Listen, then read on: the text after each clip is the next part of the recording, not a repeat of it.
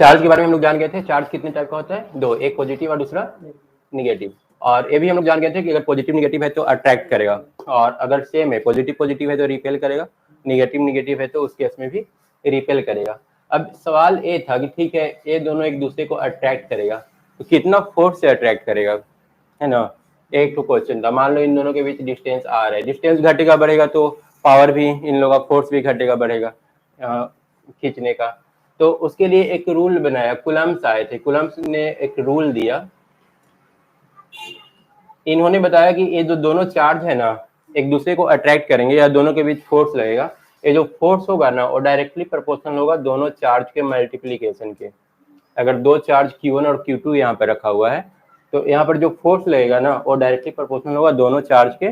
Multiplication के। और साथ में बोला, पूछा गया कि क्या डिस्टेंस से कोई इफेक्ट पड़ेगा कि नहीं पड़ेगा, तो उन्होंने बताया कि हाँ डिस्टेंस से भी इफेक्ट पड़ेगा, वो इनवर्सली प्रोपोर्शनल होगा आर एस आर। मतलब डिस्टेंस जितना ज्यादा बढ़ाओगे ना वो फोर्स उतना ज्यादा कम होता चला जाएगा, रिवर्स रिलेशन। फिर इन दोनों को ज्वाइन कर दिया गया, ज्वाइन किया गया तो ये हो गया F directly proportional Q1 Q2 by R S square. ठीक है, और हम लोग पढ़े थे कि जब प्रोपोर्शनल साइन जब हटता है तो हम लोग वहां पर एक तो कांस्टेंट देते हैं, तो यहाँ पर भी एक कांस्टेंट आ गया के Q1 Q2 by R S square. और इस के का जो वैल्यू बताया गया वो बताया गया 1/4 पाई एप्सिलॉन नॉट। और अगर इसका वैल्यू हम लोग यहाँ पर पुट कर दें ना तो 1/4 तो 4 ही रहेगा, 3.14 होगा पाई का वैल्यू, और एप्सिलॉन नॉट का वैल्यू कितना हो जाएगा 8.854, ये होता है 8.85 इंटू 10⁻⁻12। और इसको हम लोग सॉल्व करेंगे ना तो ये आएगा 9 इंटू 10⁻9। ठीक है, तो ओवरऑल सारा कुछ मिला करके हमारा जो फॉर्मूला बन जाता है वो बन जाता है F is equal to 9 into 10⁻9 into Q1 Q2 by R S square. ठीक है, अब यहाँ पर एप्सिलॉन नॉट जो है ना एयर में लिया गया है, अगर ये दोनों चार्ज एयर में रखा हुआ है ना तभी ये वैल्यू यूज करना है 9 गुने 10⁻9। अगर एयर के जगह बीच में कोई ऑयल डाल दिया, हो सकता है कोई पानी डाल दिया, बीच में कोई दीवार आ गया, तो उस केस में ये वाला वैल्यू चेंज होगा, तो उसका हम लोग अलग करेंगे। पहले ये वाला थोड़ा सा तुम लोग नोट कर लो, ये यहाँ पर वही चीज लिखा हुआ है। ठीक है, छोड़ दे, नोट नहीं करवाए, किया हुआ है ना, और अगर भूल भी जाओगे तो वीडियो से फिर देख ही लोगे। अब हम लोग को देखना है, ये तो समझ गए कि फोर्स कितना लगता है, अब देखना है कि फोर्स का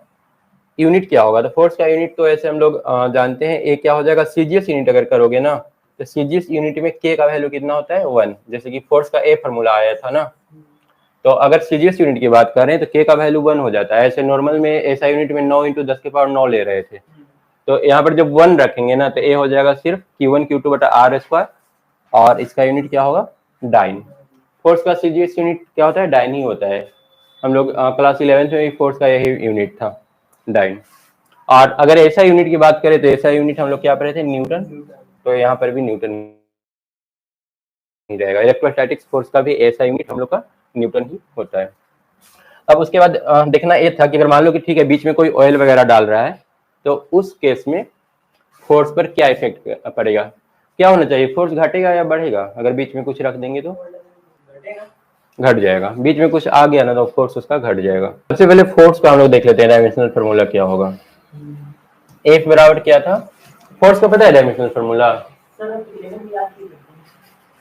फोर्स बराबर क्या होता है एम इंटू ए, और एक्सेलरेशन क्या होता है ए बराबर होता है डीवी बाई dt, है ना। और तुम्हारा वेलोसिटी क्या हो जाएगा मीटर पर सेकेंड, और इसका भी सेकेंड। ठीक है, मीटर पर सेकेंड स्क्वायर, और इसका क्या हो जाएगा केजी, मास का एक्सेलरेशन का मीटर बटा सेकेंड स्क्वायर। अगर इसका हम लोग डायमेंशनल फार्मूला लिखेंगे तो केजी मास हो गया ना, एम मीटर तो लेंथ हो गया, t-2 ये तुम्हारा फोर्स का हो गया। ठीक है, अब हम लोग पढ़ रखें कि फोर्स बराबर होता है k into Q1 Q2 by R square. हम लोग को k का डायमेंशनल फार्मूला निकालना है। ठीक है, तो के इंटू इसका एक काम करते हैं, क्यू को आई बराबर क्यू बाई टी होता है ना, आई बराबर हम लोग क्या पढ़े थे, क्यू बाई टी। इसको क्या करो ना कि इस क्यू को आई में कन्वर्ट करने के लिए T1 T2 से मल्टीप्लाई कर दो, और जब हम लोग मल्टीप्लाई किए हैं तो फिर डिवाइड भी करना पड़ेगा, तो T1 इंटू T2 ऊपर में, मतलब मल्टीप्लाई डिवाइड दोनों हम लोग कर सकते हैं, नीचे ऊपर दोनों लिखने से कोई फर्क नहीं पड़ेगा। अब तुम्हारा एक Q1 बाई T1 जो है ना वो I1 बन गया, K into I1 I2 T1 T2 divided by क्या, आर स्क्वायर। ठीक है, क्लियर है। एफ का हम लोग क्या पढ़े, एफ का पढ़ लिए M L T minus two, R square से मल्टीप्लाई करेंगे तो आर तो डिस्टेंस है ना, डिस्टेंस मतलब लेंथ, तो यहाँ पर एल स्क्वायर और लिख दो इज इक्वल टू के I1 I2 क्या हो जाएगा, एम्पियर दोनों का है ना, तो एम्पियर स्क्वायर कर देते हैं, या फिर दो को टाइम है तो दोनों टाइम का क्या हो जाएगा, टी का स्क्वायर। ठीक है, अब हम लोग को के का निकाल लेना है, के का हो जाएगा M L T minus two into क्या है यहाँ पर एल स्क्वायर ना, एल स्क्वायर डिवाइडेड बाई ये वाला देखो नीचे चला जाएगा, K square into K square, sorry K नहीं, के तो हम लोग का इधर आ गया, ए स्क्वायर ना, ए स्क्वायर और आर स्क्वायर टी स्क्वायर ना, ओवरऑल क्या बन गया, एम एल एल क्यू हो गया ना, एम एल क्यू, ये दोनों मिला करके एल इंटू एल स्क्वायर है ना, तो एम एल क्यू हो गया, और टी के पावर माइनस टू, और टू नीचे -4 हो जाएगा ना, और ए के पावर -2, ये इस तरह से पूरा ड्राइव करने के लिए आएगा। के का डायमेंशनल फार्मूला बताओ, जो के का होता है वही एप्सिलॉन नॉट का होता है, क्योंकि के बराबर हम लोग करें 1/4 पाई एप्सिलॉन नॉट, तो 4 पाई तो नंबर है, इसका कोई यूनिट होता नहीं है,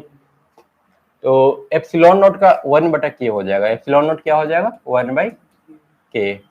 तो 1/k के जगह पर देखो कितना है,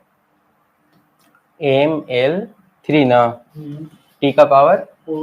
-4 ना, -2, अगर इसको उल्टा कर देंगे तो m -1 l माइनस टी के पावर 4 और ए के पावर 2, ये हो जाएगा एप्सिलॉन नॉट का डायमेंशनल फार्मूला। यहाँ पर दे दिया है ml-3 T4 a का स्क्वायर ना, ए डायरेक्ट लिख दिया है, ठीक है ना, लेकिन तुम लोग को अब उसके बाद इफेक्ट ऑफ मीडियम, मीडियम का क्या इफेक्ट पड़ेगा, तो मीडियम का देखो वही इफेक्ट पड़ता है, जैसे हम लोग फार्मूला लिख रहे हैं ना फोर्स का फार्मूला लिख रहे हैं हम लोग, ए बराबर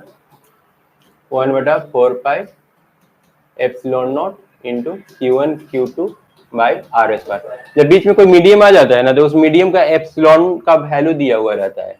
तो हम लोग क्या करते हैं ना कि उससे इसको मल्टीप्लाई कर देते हैं, 4 पाई एप्सिलॉन नॉट तो पहले से रहता ही है, हम लोग एक तो एप्सिलॉन आर से इसको मल्टीप्लाई कर देते हैं, Q1 Q2 बाई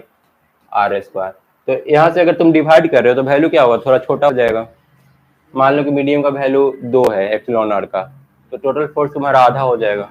है ना, तो बीच में अगर कोई चीज हम लोग डाल देते हैं ना तो फोर्स का वैल्यू क्या हो जाता है, कम हो जाता है। अब यहाँ पर एक तो ये अलग केस लिया है, ठीक है ना, इसमें बोल रहा है ना कि दो चार्ज Q1 और Q2 रखा हुआ है,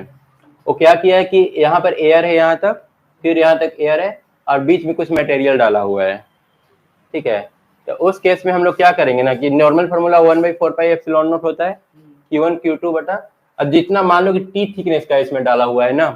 तो वो आर में से टोटल डिस्टेंस आर था, आर में से हम लोग क्या करेंगे टी को घटा देंगे, और फिर टी रूट के मल्टीप्लाई करके और उसका होल स्क्वायर कर देंगे, टी थिकनेस है, जितना मोटा में दिया हुआ रहेगा ना वो चीज टी का वैल्यू है। एप्सिलॉन नॉट तो एयर वाला हो गया, के हो गया तुम्हारा मटेरियल वाला, तो फिर हम लोग ये फार्मूला लगा करके फोर्स निकाल लेंगे। यहाँ पर भी देखो नीचे का वैल्यू में रखोगे ना, इसका फोर्स का ओरिजिनल वैल्यू थोड़ा सा कम आएगा, क्योंकि बीच में हम लोग मटेरियल कुछ डाल दिए तो इसके वजह से उसका प्रभाव पड़ेगा। यहाँ पर यहाँ और यहाँ एयर था तो उसके लिए एयर का भी ले लिया है एप्सिलॉन नॉट,